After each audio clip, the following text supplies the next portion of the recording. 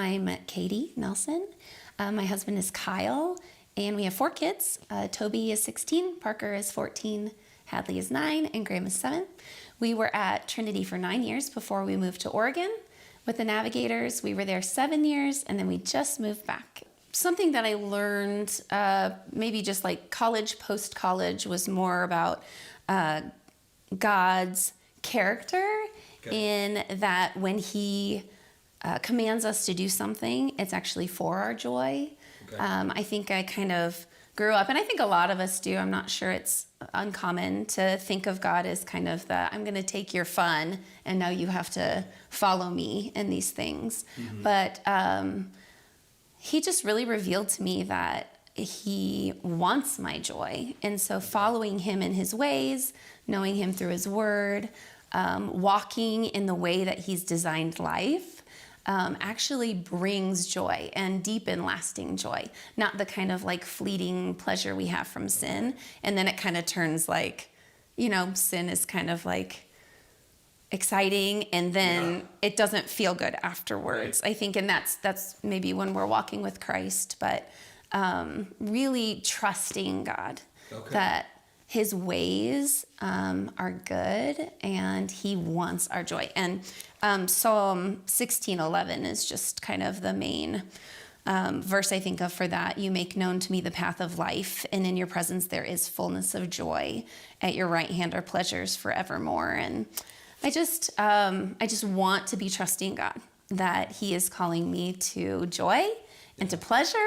And I think that's not always the first thing. God did a really big work in my heart during college to really take him at his word, and not kind of fight, kind of try to reconcile kind of the world and his word together. And that's a longer story from another time.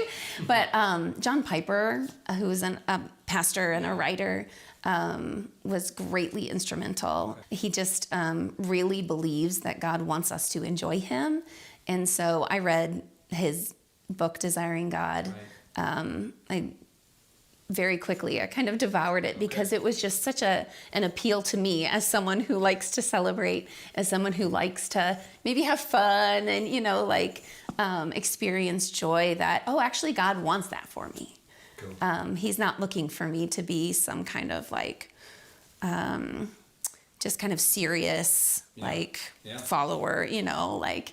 He wants me to experience all the joy that's possible, and that's found in him and in nowhere else. Colossians 3 is my favorite chapter in the whole Bible. Colossians 3:1-4 says, if then you have been raised with Christ, seek the things that are above, where Christ is, seated at the right hand of God. Set your minds on things that are above, not on things that are on earth.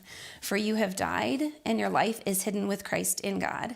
When Christ, who is your life, appears, then you also will appear with him in glory. And I just feel like God has put a calling on my life to chase after living out these verses. And I don't all the time, obviously.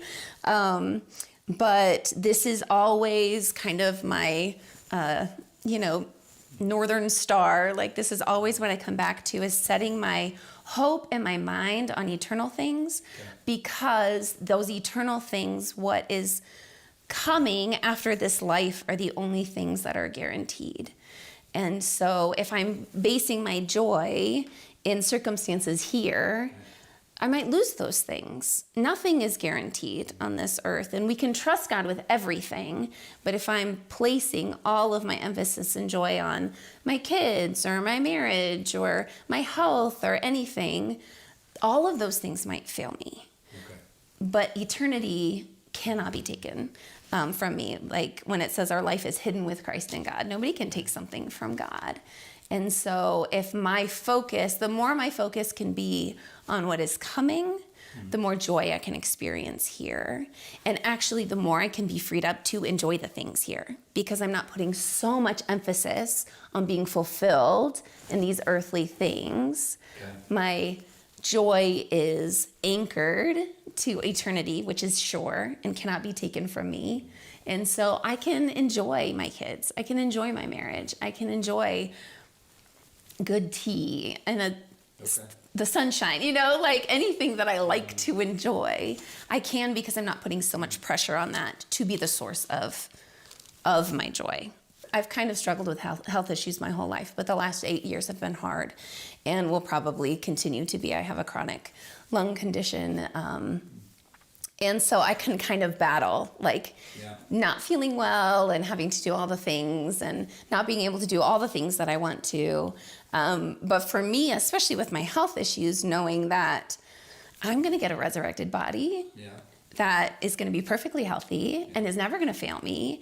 And I'm going to have that body for way longer than I have this sickly one. And so that's a specific example of how I can just set my mind to eternity. And that helps me let go of the need to try to feel better or feeling sorry for myself or maybe angry about kind of how hard it is to physically function for me. And so that's kind of in the center of my experience right now.